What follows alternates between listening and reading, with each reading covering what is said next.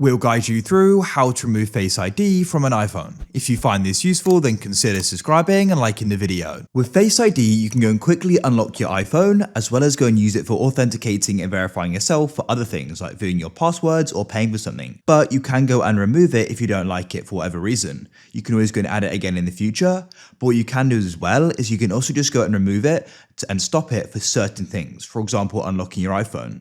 So we'll guide you through all the different options in this video. Let's go and get right into this. So what you need to do is you need to go and open up the settings app on your iPhone like so.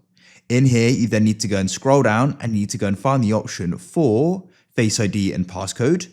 If this is missing, it's likely due to privacy and content restrictions. Come to screen time, and then what you need to do is go into here and you can then go and allow changes to the Face ID and passcode. Now we can come into here like so, enter in the passcode which is set on your iPhone.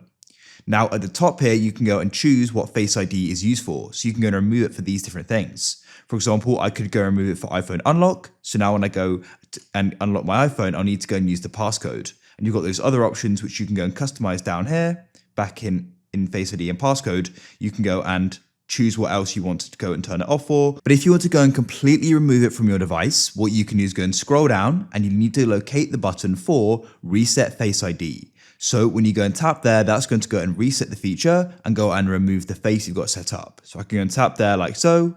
Then you'll see it sort of goes and refreshes. And now it's changed to set up Face ID, indicating it's now been removed. So what you can then do is go and tap on it again and you can go and set it up.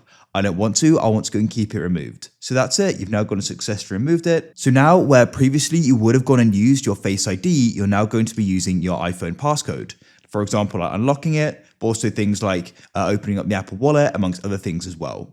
So if you found this useful and want to see more useful guides like this, then please consider subscribing and liking the video.